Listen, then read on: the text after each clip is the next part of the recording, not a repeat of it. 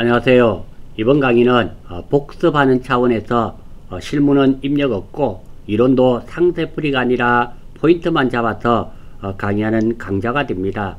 상세한 강의를 보실 분은 우리 기본 강좌에 제가 상세한 설명을 해둔 강의가 따로 있습니다. 그 강의를 보시고 이 강의는 한 번 정도 풀어보시고 포인트만 빠른 시간 내에 잡으실 분을 대상으로 하는 강의라는 거 말씀드립니다. 먼저 이론 문제를 풀 때는 반드시 실기 화면에 계정 과목 및 조교 등록을 실행시켜 두고 계정 과목에 관련된 확신이 들지 않는 경우 찾아보고 답을 선택할 수 있도록 하십시오. 1번입니다. 다음은 이론상 회계의 순환 과정이네요. 순환 과정에 대한 설명이다. 가장 옳은 것은 회계의 순환 과정입니다. 우리가 거래가 발생하면 거래를 식별하게 되고요. 그리고 그 내용을 분기를 하게 되고 이 내용을 총계정 원장에 옮겨 적게 되죠. 이것을 전기라 합니다. 총계정 원장이 다 되고 나면요. 결산하기 전에 수정 전 시산표를 작성하게 됩니다. 왜? 차변 금액과 대변 금액이 같은가 확인을 해야 되겠죠. 다르면 무엇이 틀렸단 말입니다. 이게 확인이 되고 나면 결산 수정 분계를 하고요. 그리고 수정 분계가 끝나면 다시 한 번 더 수정 후 시산표를 작성해서 차변 대변 금액이 맞는지 확인합니다. 그리고 수익 비용 계정을 마감한 다음 집합 손익 계정을 마감하게 되고요. 그리고 마지막으로 재무상태표인 자산, 부채, 자본 계정을 마감합니다. 그래서 우리가 마감할 때는 손익계산서 계정이죠. 손익계산서 계정부터 마감하고 마지막으로 재무상태표 계정 과목을 마감하고 마지막으로 재무제표를 작성하게 되어 있습니다. 두 번째, 전기라는 것은 분계장의 내용을 총계정 원장으로 옮겨 적는 것을 의미하게 됩니다. 다음, 유가증권 취득원가와 평가에 대한 설명입니다. 틀린 거 찾는 거네요. 단기매매증권의 취득원가는 취득을 위하여 제공한 대가의 시장가격에 취득시 발생한 부대비용을 포함한 가액으로 측정한다. 아니죠. 단기매매증권 사면서 수수료는 수수료 비용 984번이죠. 984로 처리하게 되어 있습니다. 그래서 1번이 틀렸습니다. 다음 3번 매출채권 즉 외상 매출금과 받을 엄에 대한 설명입니다. 틀린 거 찾는 거네요. 4번이 틀렸는데요. 상거래에서 발생한 매출채권과 기타 채권에서 발생한 대손상각비는 모두 판매비와 관리비 한다. 이거 틀렸습니다. 우리가 매출채권에 대한 대손상각비는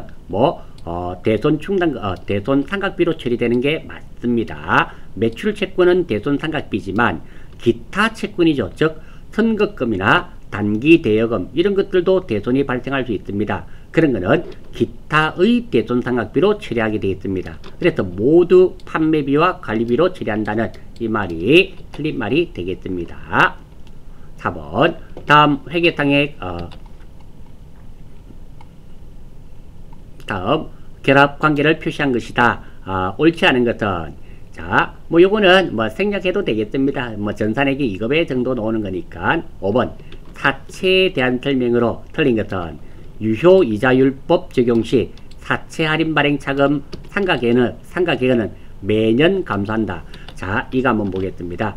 사채에 관련된 건데요. 사채 할인 발행 차금이든 사채 할증 발행 차금이든 상가계획은 매년 증가합니다. 사채 할인 발행 차금만 증가하는 게 아니에요. 사채 할증 발행도 증가하게 됩니다. 감소한단 말이 틀렸습니다. 두 번째입니다. 여기에 보면 상각이란 말이 있잖아요. 상각이란 말은 가치를 뺀다 또는 더한다, 차감하여 더한다 뺀다 이런 뜻이 됩니다. 이게 무슨 말이 되는가 하면 우리가 사채가 있는데요. 사채 액면가 100만원짜리를 120만원에 발행했다고 가정을 하겠습니다. 그러면 내가 120만원 받았으니까 장부가액이 처음에는 120만원이잖아요. 그러면 이자 주면서 이 금액을 점점 깎아야 됩니다. 깎아가지고 나중에 사채 가격이 100만원으로 맞추어줘야 됩니다. 맞추어줘야 되기 때문에 이 매년 사채 할인 발행 차금이나 사채 할증 발행 차금의 상가액은 매년 둘 다 증가합니다. 알아주시고요. 이 사채가 조금 어렵죠. 사채에 대해서 조금 더 관심 있으시거나 그러신 분은 제가 요번에 보니까 전산 세무 2급에 86회 3번 이론 3번 문제에 사채에 대한 문제가 나왔었습니다. 혹시 사채에 대해서 조금 더 알고 싶으시면 기출문제 전산세무이급 86회 3번 문제 제가 풀이해 둔 게 있습니다. 그 부분을 참고하실 수 있도록 하시고요. 우리 전산회계 1급에서는 뭐 요 정도밖에 제가 설명을 못 드리겠습니다.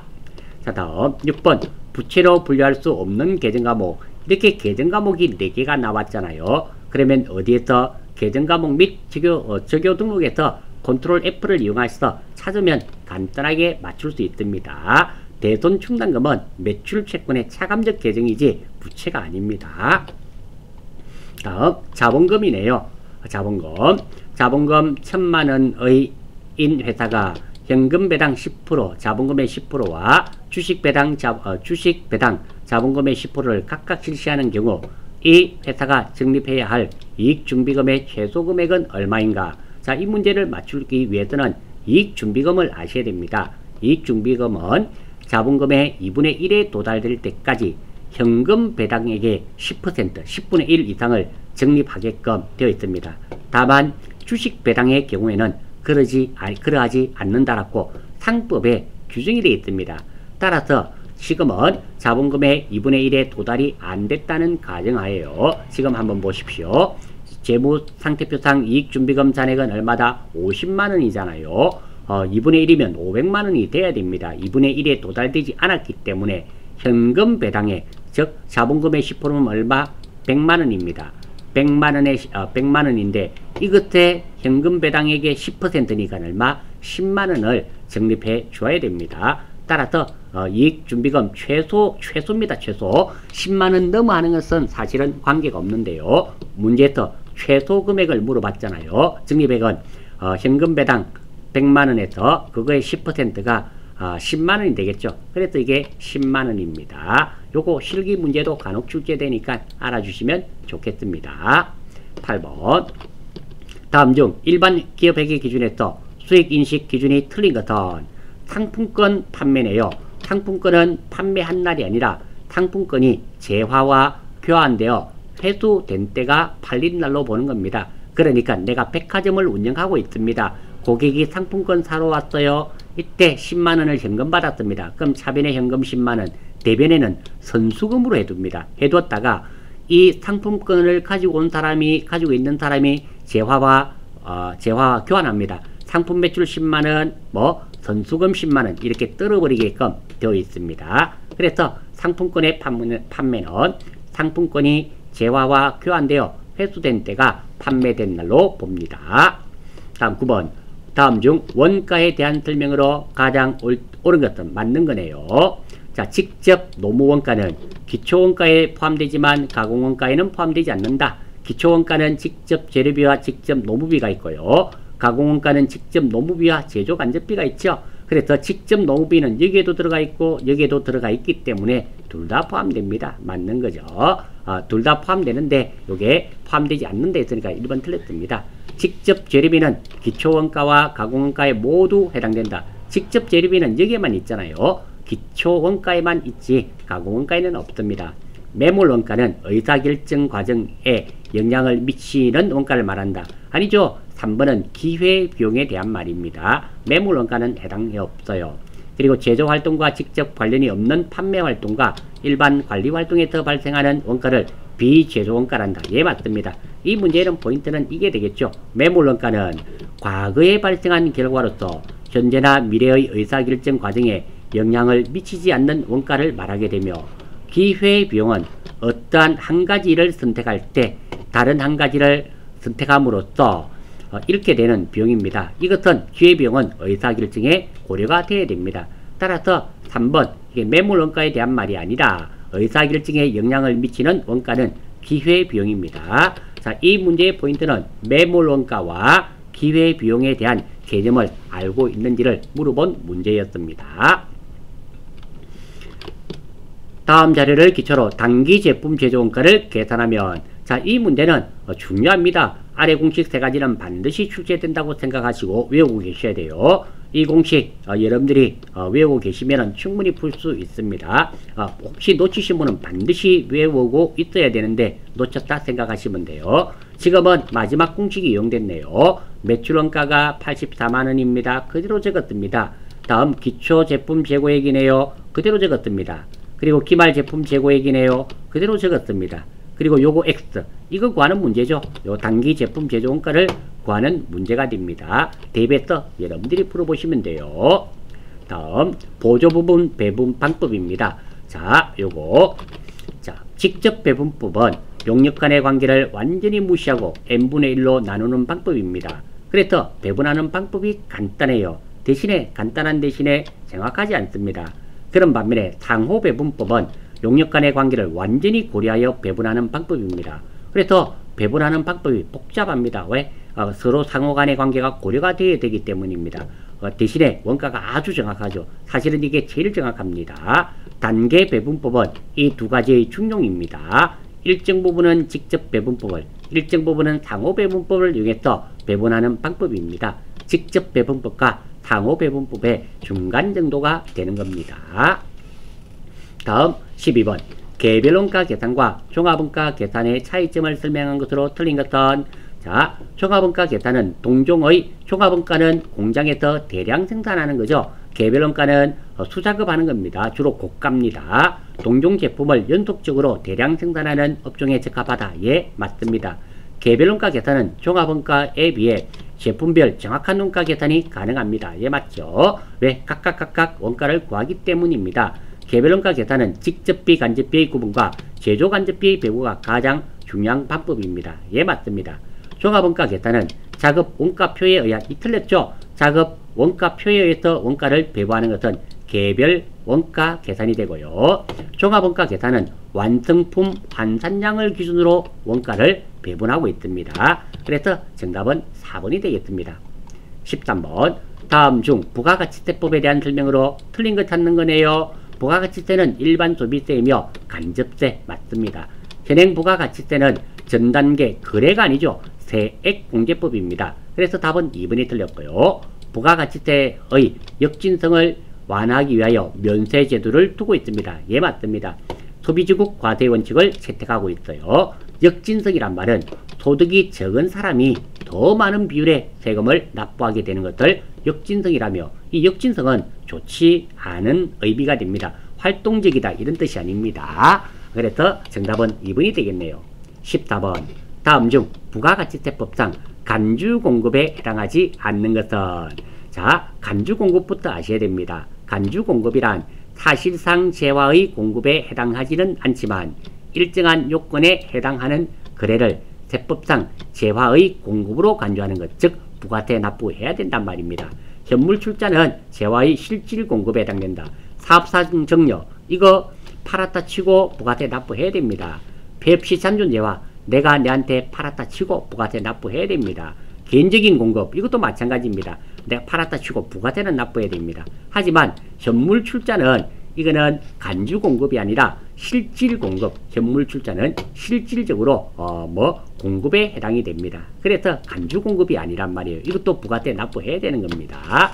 아무튼 그렇습니다. 자, 15번 부가가치세법상 사업자가 행하는 다음의 거래 중 부가가치세가 과세되는 것.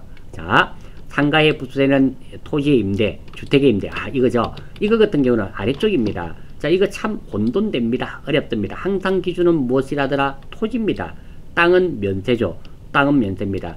땅 사고 팔고는 면세. 그러면 반대말 땅을 빌려주는 것은 토지의 임대는 과세가 됩니다. 다음 두 번째입니다. 주택과 토지는 반대예요. 토지는 이렇지만 주택은 토지에 반대입니다. 그러니까 땅 사고 팔고는 면세지만 주택 사고 팔고는 과세가 되고 땅을 빌려주는 것은 과세지만 주택을 빌려주는 것은 면세. 이렇게 항상 출발이 어디서부터 출발한다더라? 주택의 토지의 공급은 면세입니다. 땅 사고 팔고는 면세가 돼요. 하지만 땅을 빌려주는 것은 과세입니다. 다음 땅이 되고 나면 토지가 되고 나면 주택은 반대입니다. 토지의 반대.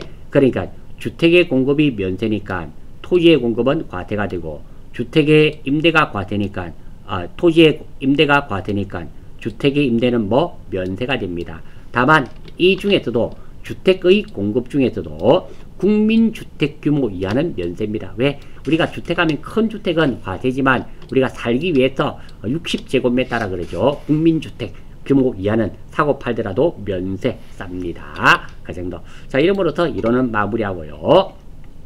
실무 큰 문제 1번 요거 제 돈인데 요거 하나 기억해 주시면 좋겠습니다. 제 돈인데 순서대로 고쳐주시면 좋겠고요. 2번 그래 요거 순서는 꼭 좀 기억하셔야 됩니다. 요즘 자주 출제되고 있습니다. 이거 혹시 익숙지 않으신 분은 여러 번 연습해 주시면 됩니다. 요거 꼭 좀 익혀 주시고요. 2번 뭐 요거 큰 문제 없고요. 3번 큰 문제 없습니다. 요런 건 넘어가겠어요. 4번 자 1번 단기 매매 차익을 목적으로 자 지금은 이게 무엇입니까? 수수료죠. 매입 수수료입니다. 이거 물어보는 문제입니다. 따라서 수수료 5,000원을 줬는데요. 이거 수수료 비용 984번 수수료 비용으로 따로 적어야 된다는 게 핵심입니다. 포인트 한번 볼까요?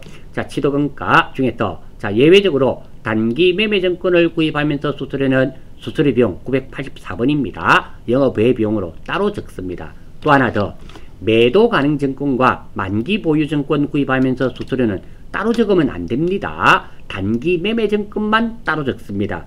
만기 보유 증권과 매도 가능 증권은 사는 것 가격 안에 포함시키고 수수료 비용을 따로 표시하지 않는다는 거, 이 문제의 포인트입니다. 2번 한번 보겠어요. 2번은 대손 충당금 잔액을 대손 처리하는 거네요. 잔액을 조회해서 처리하라는 겁니다. 대손 처리하는 내용인데요. 자, 포인트 보겠습니다. 대손 처리인데요. 대손이란 채권 중 일부 또는 전부를 돌려받지 못하는 것을 대손이랍니다. 대손 처리 방법 아주 중요합니다. 예를 들어서 외탁 매출금이 10만원을 대손 처리하다. 먼저 대손 충당금이 70만원이 있다면 넉넉한 경우죠. 그때는 대손 충당금으로 처리하면 됩니다. 두 번째 3만원이 있다면 10만원대였는데 있는 만큼은 대손 충당금, 없는 만큼은 대손 상각비 이렇게 처리되고요. 아예 없을 때는 대손 상각비로 한다는 거 기억하시고요. 자, 다음 떼인 것이 매출채권, 외탁 매출금이나 받을 어음이 떼였을 때는 대손 충당금, 대손 상각비가 되지만 떼인 것이 매출채권 이외의 채권, 즉 선급금이라든지 아니면 단기 대여금이 떼였을 때는 대손 충당금과 요게 그냥 대손 상각비가 아니라 기타의 대손 상각비라는 거, 거기까지도 같이 기억해 주시면 참 좋겠습니다. 지금은 넉넉했으니까 대손 충당금으로 처리하는 거 크게 문제 없고요. 자, 9번. 3번은 큰 문제가 없는데요. 환율입니다. 자, 이렇게 일본 엔화가 있죠. 엔화가 놓으면 환율이 이렇게 나타납니다. 1대 1100이 아니라 100대 1100입니다. 그러니까 1엔당은 나누기 100을 하면 어떻게 되나요? 1엔당은 11원입니다. 11원이기 때문에 40만원 곱하기 얼마? 11원 하면 440만원입니다. 이 환율 때문에 틀려요. 이거 안 해가지고 4,400만원, 4억 4천 이렇게 해서 틀리는 경우가 너무너무 많습니다. 따라서 문제에 엔화가 외국돈 중에서 엔화가 나왔을 때는 환율에 신경을 많이 쓰셔서 보실 수 있도록 하십시오. 제가 이렇게 포인트를 잡아 두었습니다. 이게 이 문제의 포인트입니다. 출제자가 물어본 거예요. 자, 4번입니다. 자, 땅을 샀네요. 토지를 취득했는데 우리 회사 주식을 발행해서 줬습니다. 자, 이 문제 한번 봅니다. 두 가지가 있습니다. 첫 번째, 돈을 받든지 땅을 받든지 그건 관계가 없습니다. 우리 회사 주식을 발행하면 무조건 대변에 무엇이 증가한다? 자본금이 증가합니다. 이 자본금은 항상 무엇 곱하기 무엇이다? 액면가 곱하기 주식수가 됩니다. 액면가 얼마짜리? 5,000원짜리. 몇 주? 100주. 그러니까 자본금은 50만원.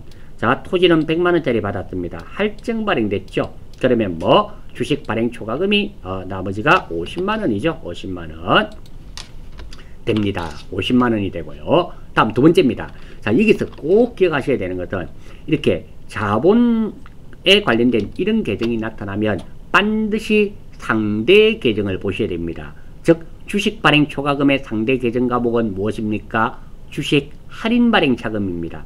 1월 1일부터 9월 25일까지 주식 할인 발행 차금이 있는지를 봐야 됩니다. 확인하고 지금은 없습니다. 없으니까 정답이 이게 맞았어요.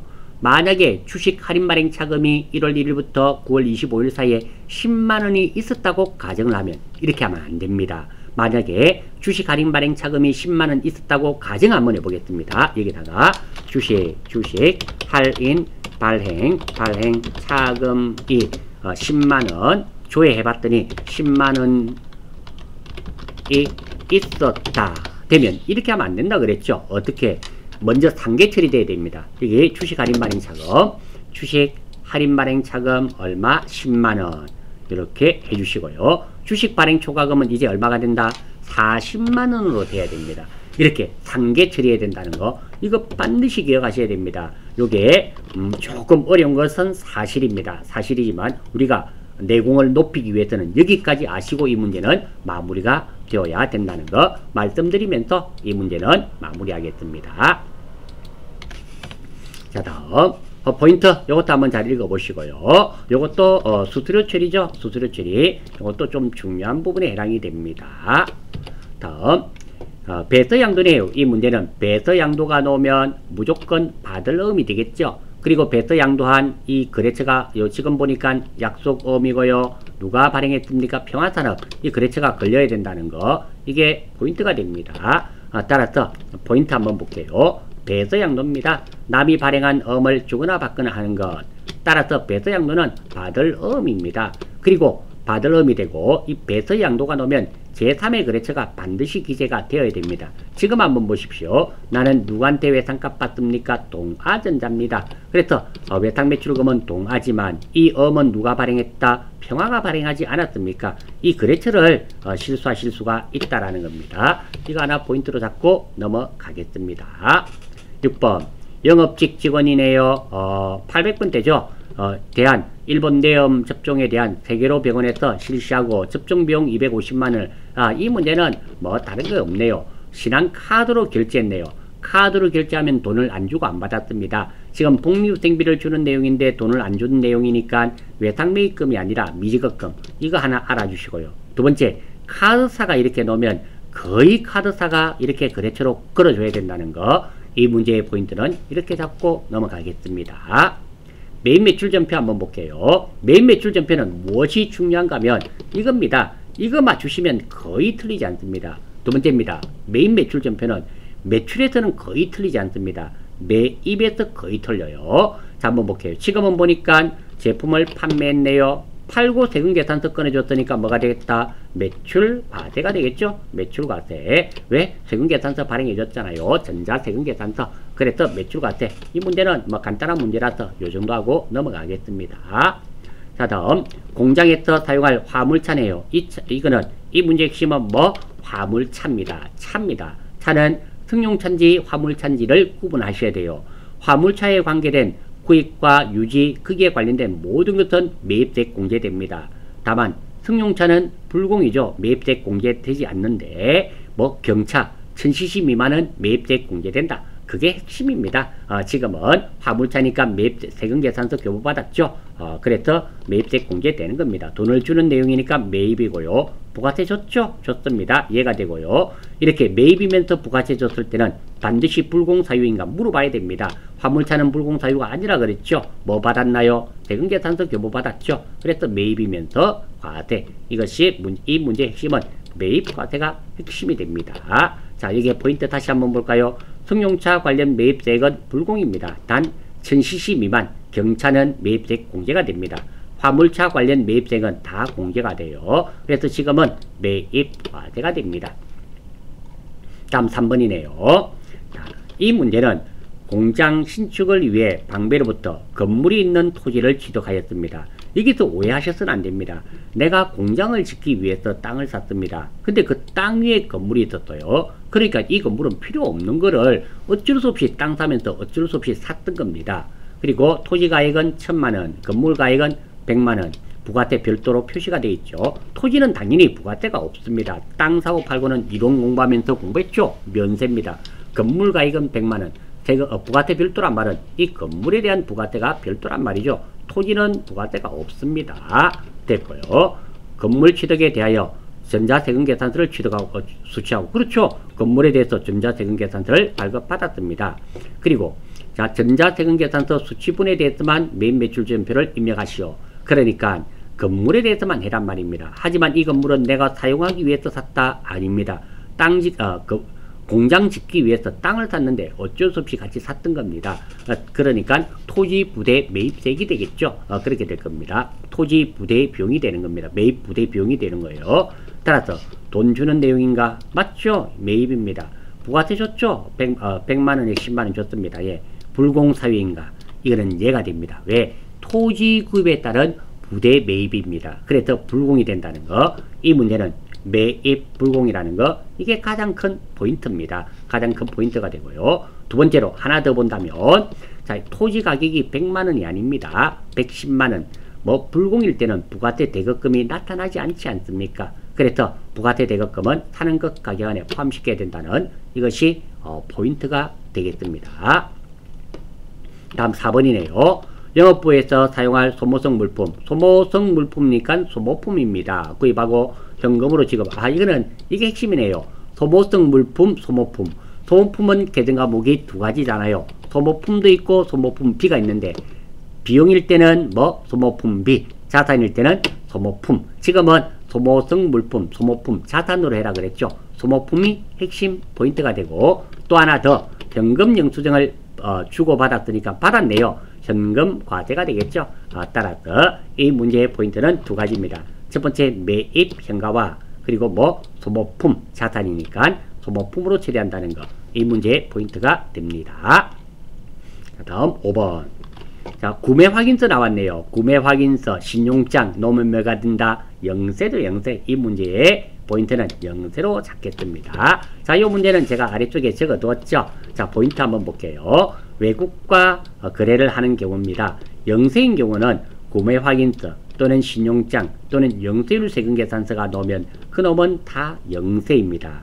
그리고 외국과 관련이 되면서 이게 구매 확인서라든지 구매 확인서, 신용장 또는 영세율 세금 계산서가 없는 경우는 그게 바로 직수출입니다. 수출이라는 거예요. 그래서 영세와 수출을 잘 혼돈합니다. 그래서 영세인지 외국에 관련됐다, 세 개 중에 한 개입니다. 외국에 관련됐으면 영세, 수출, 수입 세 개 중에 한 개예요. 먼저 구매 확인서 이런 글자가 있는지 봅니다. 구매 확인서, 신용장, 영세율 세금 계산서가 있는지 없는지 봅니다. 이게 없으면 수출 아니면 수입인데요. 수입은 또 쉬워요. 세관이 딱 옵니다. 이렇게 세관이 놓으면 이거는 뭐 수입, 나머지는 다 수출이죠. 파는 거니까 수출. 이렇게 생각하시면 혼돈되지 않습니다. 두 번째, 수입인 경우는 세관이 이렇게 나오면서 자, 나오게 되고, 두 번째, 이 경우는 수입인 경우는 세관의 부가세만 납부합니다. 이게 원재료 값이라든지 이런 거 납부하는 경우는 아예 없습니다. 세관에 왜 원재료 값을 줍니까? 우리가 미국이나 독일에 줘야죠. 원재료 값은. 세관에는 국가와 국가 간에 통관되면서 그거 관세 내는 겁니다. 우리가 내는 관세는 다른 관세는 필요가 없고요. 우리가 다루는 게 아니니까 부가세 납부해야 되겠죠. 소비주국 과세 원칙입니다. 수입할 때 수입한단 말은 그 재화는 어디서 사용된다? 대한민국에서 사용되잖아요. 세관에 부가세 납부해야 됩니다.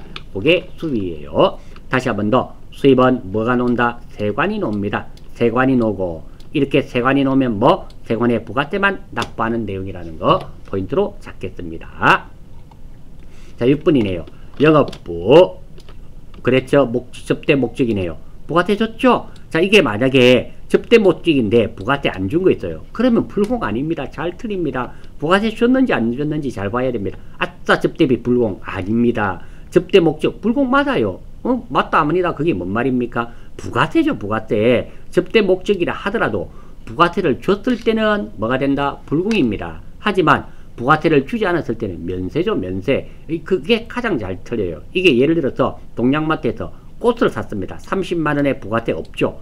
접대 목적 똑같이 나옵니다. 아싸 불공. 이러면 그냥 큰일 나는 겁니다. 아무튼 이렇게 살 때는, 매입일 때는 부가세 줬는지 안 줬는지, 이게 우리 메인 매출 전표잖아요. 메인 매출 전표의 가장 핵심은 무엇이 된다? 부가세 처리입니다. 부가세 줬나 안 줬나가 아주 중요합니다. 지금은 그렇죠. 접대 목적이고 부가세 줬으니까 뭐 얘는 불공이 되겠죠. 매입 불공이 포인트로 되겠습니다. 자, 요거는 매입 불공이 포인트가 되는 거예요.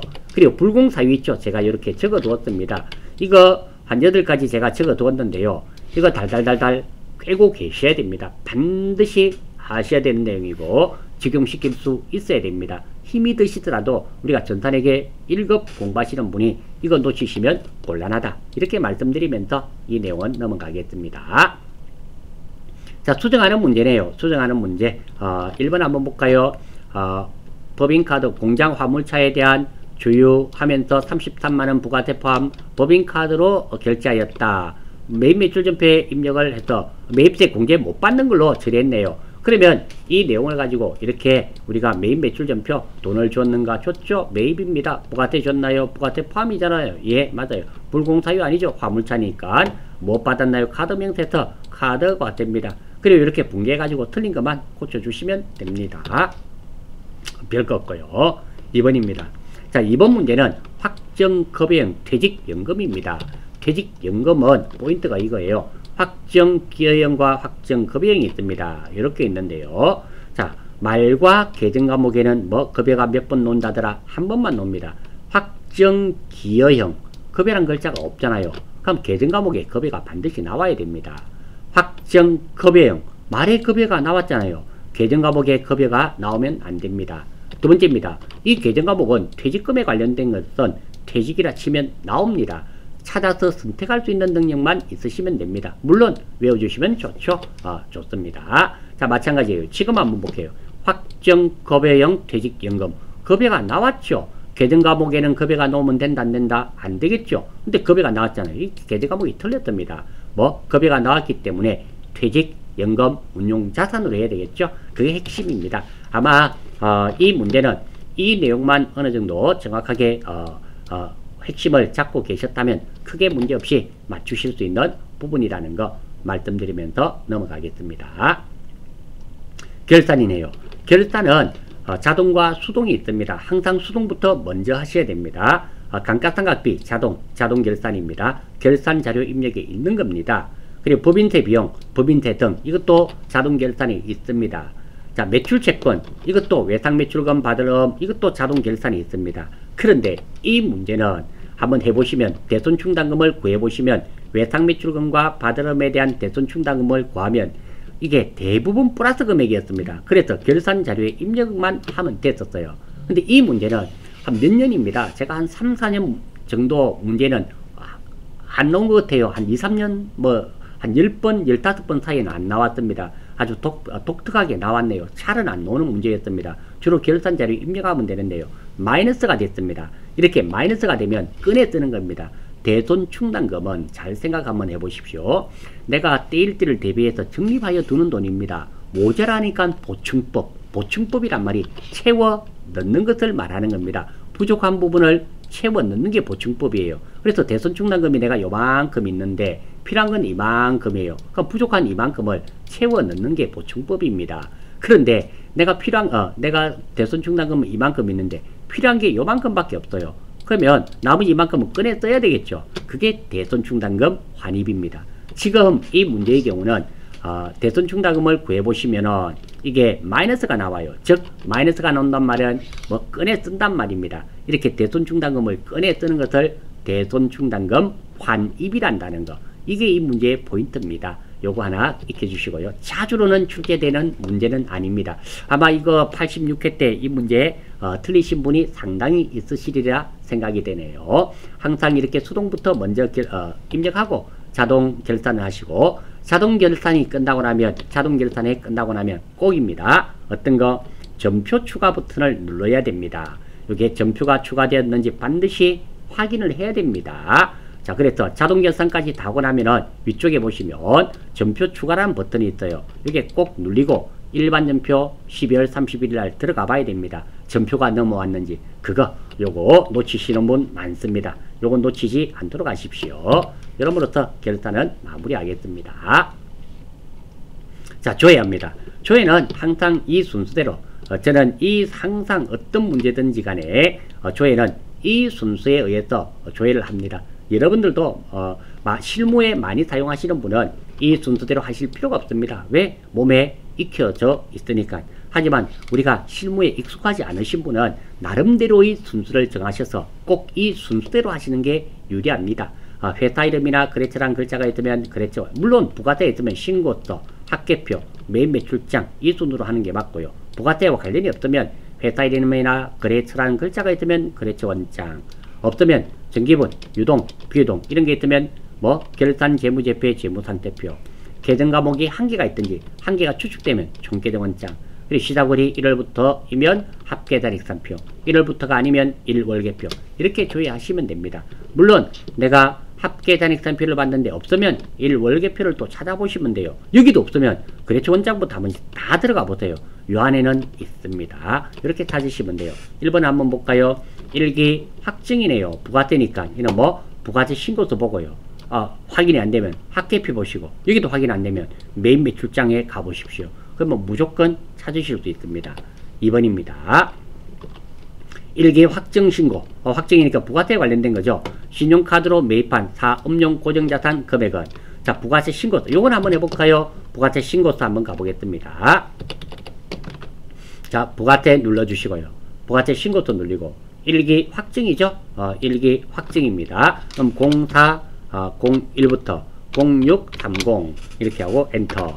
여기에서 어떤 거, 신용카드로 매입한 사업 고정자산이네요. 매입이니까 여기죠. 여기고, 이거는 세금 계산서니까 아닙니다. 그 다음에 여기 보면 그 밖에 공제 매입세 있죠. 14번 찍어주시고, 오른쪽에 또 나와 있습니다. 오른쪽에 보시면 여기 나와 있잖아요. 신용카드 매출 수령 합계표 해가지고 고정 매입이 나와 있습니다. 뭐 240만원이죠. 240만원. 이래 찾으시면 되고요.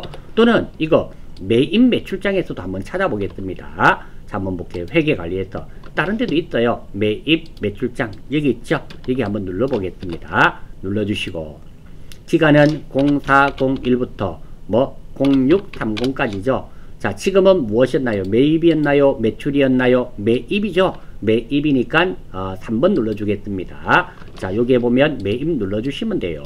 그래서 3번 이렇게 선택이 되고요. 유형은 카드 매입이었잖아요. 그러면 카드 과세해주면 되겠죠. 눌러주시고 57번 카드 과세 이러면 나타납니다. 나타나고, 여기 또 한번 볼게요. 우리가 물어본 것은 신용카드로 매입한 사업용 고정자산. 여기는 고정자산인지 아닌지 뭐 정확하게 안 노네요. 여기 비품이 고정자산이죠. 제품은 아니잖아요. 비품이 고정자산이니까 얼마가 된다? 240만원. 이렇게도 찾으실 수가 있습니다. 아무튼 답이 한 군데 있는 것만은 결코 아니라는 거 알아주시고요. 다음 6월 말 차량 운반구. 자, 이 문제의 포인트는 차량 운반구 총계정 원장에서 찾으시면 됩니다. 근데 장부 금액을 물어봤잖아요. 장부 금액은 취득원가에서 감가상각 누계액을 빼는 겁니다. 차량 운반구 한번 볼게요. 차량 운반구 총계정 원장에 갔어요. 6월 말이니까 0101부터 0630까지 차량 운반구 치시면 됩니다. 차량 운반구. 자, 그랬더니 자, 1월 1일부터 6월 30일까지 해서 차량 운반구입니다. 자, 차변 한번 볼까요? 차변 대변 잔액 차변해 보니까 1억 1,500만원. 그리고 대변에 500만원이 또 나갔네요. 나가서 잔액이 얼마가 됩니까? 1억 1,000입니다. 1억 1,000만원이 뭐 차량 운반구의 취득원가입니다. 그래서 취득원가 1억 1,000만원에서 빼기 감가상각 누계액을 빼야 됩니다. 차량 운반구에 대한 감가상각 누계액은 208번이니까 더하기 1하면 209가 됩니다. 209 하면은, 자, 감가상각 차량 운반구에 대한 감가상각 누계액 잔액을 한번 볼까요? 잔액은 얼마? 2,500만원입니다. 2,500만원. 즉 다시 말해서 얼마에서 얼마를 빼면 된다? 1억 1,000만원에서 얼마? 2,500만원을 뺐더니 8,500만원이 차량 운반구의 장부 금액이 됩니다. 자, 이 문제에서 포인트는 장부 금액이란 말을 놓치셔서는 안 돼요. 많은 학생들이 이거 1억 1,000만원을 정답으로 하는 경우가 있습니다. 아닙니다. 1억 1,000만원은 차량 운반구의 취득가액입니다. 취득가액이고, 장부 금액은 어떻게? 취득원가에서 감가상각 누계액을 뺀 금액이라는 거. 그게 이 문제의 포인트가 되겠습니다. 자, 여러모로서 간단하게 제가 문제를 풀이하셨는데요. 다시 한 번 더 간곡하게 말씀을 드립니다. 지금 이 강의는 그냥 한번 우리가 풀었던 거 대충 한번 살펴보자는 의미로 제가 풀이를 했습니다. 이게 상세하게 안 해준다고 화내시면 곤란하고요. 상세하게 푼 것은 우리 어디에 목록에 보시면 1강, 2강, 3강에 나와 있으니까 그 강의를 참고해 주시면 좋겠습니다. 수고하셨습니다.